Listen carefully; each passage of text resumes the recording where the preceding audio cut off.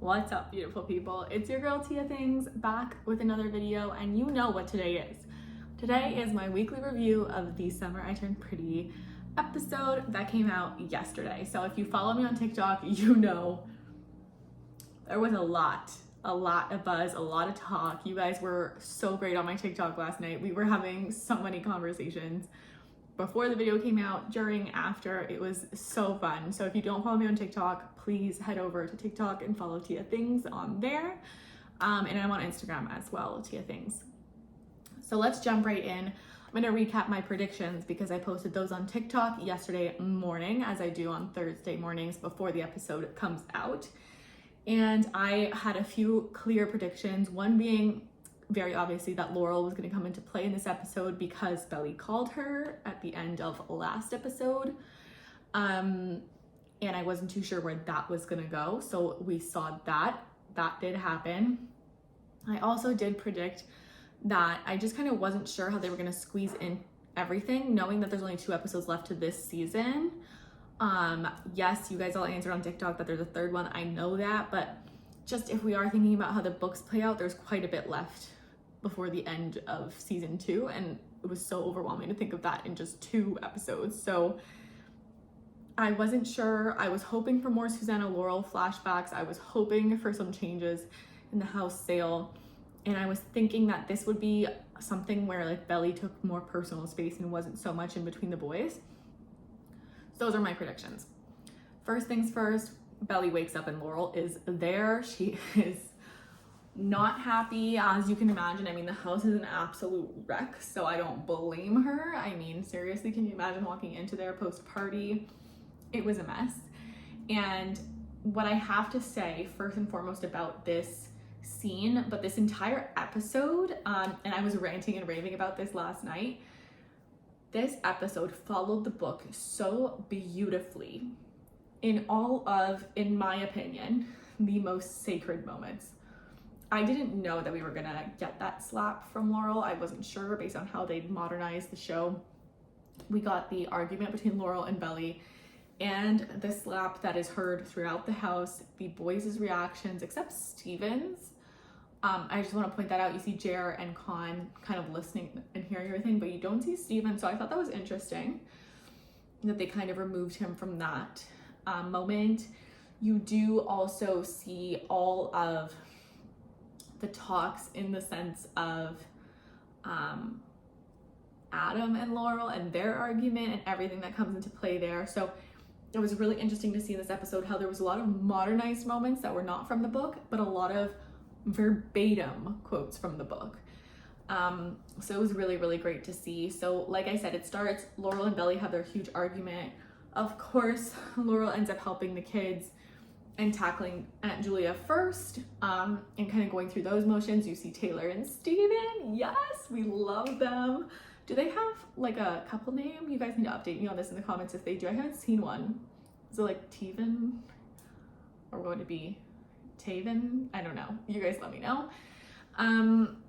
So we do get a little bit of them, but I also really liked how they made the choice to have Taylor exit in this episode and say like this feels more like a family thing. Because I have to say, in the books, Taylor was not my favorite, especially how she kind of didn't understand the grief and all of that. In this series, oh my God, I love her. I love what they did between her relationship with Steven, her relationship with Belly, how she's kind of like a sounding board. She's that outgoing friend, but she's still that like reliable source of just like logic as well. I thought they were really doing really great writing with Taylor's character and great acting, of course. And then we move on, they're cleaning the house, Aunt Julia comes. There's a really powerful conversation between Aunt Julia and Laurel where they talk about Susanna. And it's interesting because Susanna is mentioned a lot throughout season 2, but not in these in-depth moments, more like Belly misses her, the boys miss her, it's not the same without her, etc. But it's not like an in-depth talk about Susanna. And we did get in this episode some throwbacks and some flashbacks to Laurel and Susanna, which was so good because I miss Susanna's face on screen. I don't know about you guys, but we haven't seen her in a while. It feels. And of course, once Aunt Julia makes her decision to back out of the sale, everything kind of kicks into high gear. And this leads to Adam, Con, and Jared's dad coming into town to talk to Laurel, and that very passionate conversation that they have, and that back and forth, and you kind of find out that she's never been his biggest fan, he's never been hers, etc, etc, etc. And it's really interesting to see this like heated and cooled conversation where they're like swearing at each other, telling each other to shut it, but also saying like, Susanna picked you, she loved you, she wanted you. So like all of these kind of ups and downs.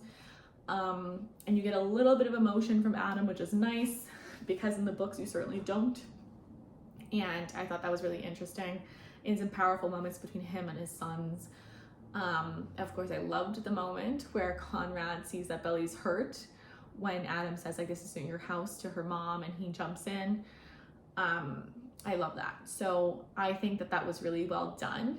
And then of course they clean up, they get the house, they're very happy. I like that there was so many highs and lows in this episode. Like it starts off so intense with the argument between Belly and her mom, such a low, so emotional, big emotional talks, a win with Adam agreeing and Aunt Julia agreeing, and then a win with the kind of studying party night that they have. I thought that was really cute and fun. And well done, really well executed as well. I liked how Steven was involved, because if I'm not mistaken, he's not in the books for that part. He is not at the summer house with them in the books for that part. So I really liked that. And I thought that was just all really well done. And I thought that this episode really showcased one thing, and one thing in particular to me. It showcased the difference between Belly's relationships with Jer and her relationship with Con. So first of all, it just broke my heart when she said friends to Conrad, like just destroy me.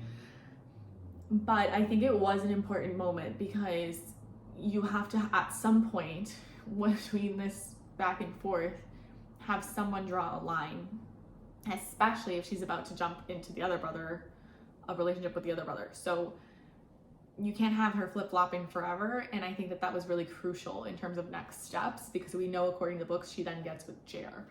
So she couldn't have like kissed Conrad again and then gone back and forth. It wouldn't have made sense. Already it's kind of hard to digest her going between two brothers. So that conversation was really, I think, important. I think Steven being such a big part of the conversations between himself and Conrad, talking about Belly and that relationship, are really important as well. I think it's really nice to see the men having those conversations. And this episode really showcased, I think, the importance of Belly to the boys. Like, what would they have done without her through all of these things? And I think it really just showcases that, like, she's who she is unapologetically, but she is literally, in my opinion, now that Susanna has passed, she's literally like the pillar of these boys and their lives, and keeping them going, and helping them. So that was really, I think, very important. When we get to part of the episode where they're driving in the car and they're singing and Conrad passes her the sweater, swoon, I love that. I have to say, I absolutely hate Jeremiah in certain moments of this episode. I really disliked him when they were sitting on the beach and he was getting very defensive about like, don't talk about Conrad to me, please don't, this, that. Like, she just got slapped by her mom and you're like literally interrupting her speaking to you and being like, it's, don't talk to him about me, don't defend him to me. Like, this is where like Conrad would have stayed silent and just listened. And I feel like Jeremiah, sometimes his feelings are bigger than everything else. So like, again, in the car, when Conrad passes her the sweater wordlessly, and it's like exactly what she needed, and Jer, like, his face is all sour and jealous. And like, don't get me wrong, that's a very realistic reaction to have if this was a whole real life scenario. But it feels like Belly always has to compensate and make up for Jer's jealousy and Jer's feelings, and whereas with Conrad, she doesn't have to do that. She tried to. And I'm not saying he handled things well at all, but I just don't like how she always has to compensate, because poor Jer, kind of, is how it feels. I did love him at certain moments. I loved when they were visiting Finch. I loved that whole like montage of the episode. I thought that that was really cute, and it really showed what they can be if Conrad's not there. And I thought that that was really important as well, leading up to what happens next. So I think that this episode was really big on a lot of the brotherly relationship, the relationship between Jer and Belly, and the relationship between Belly and Conrad, where that lays now, and also just Belly and herself. Like, she freaking killed it. She did all this for them, and she's the reason why they're okay and all of that. So very important.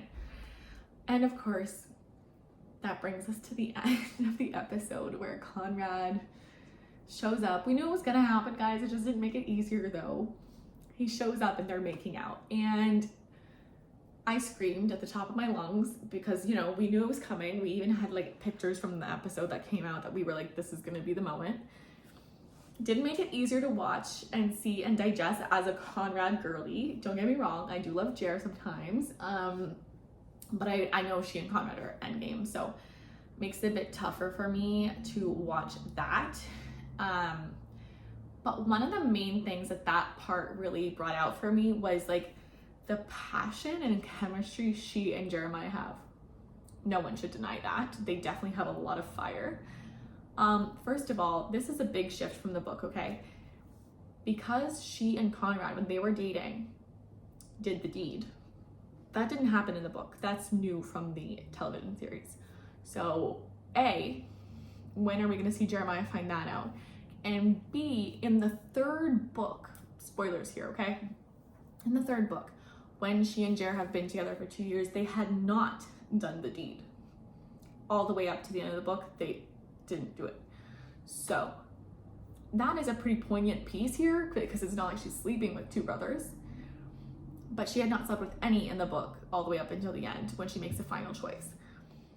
So now that in the first episode of season 2, I believe, or second episode of season 2, she slept with Conrad, and she has this fiery passion with Jeremiah. I can't really foresee them not having them do the deed.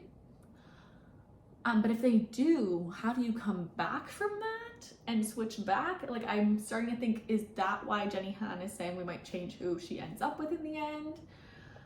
I think that would be a big piece of the puzzle if she does or does not go all the way with Jeremiah.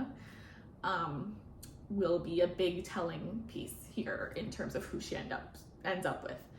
I also think it makes a big difference in terms of digesting the story. Like, it's one thing when it's puppy love and nothing physical has happened. It's another thing when everything physical has happened and you're bouncing her between brothers. Bouncing, obviously, for lack of a better term, this time passed, but not that much time.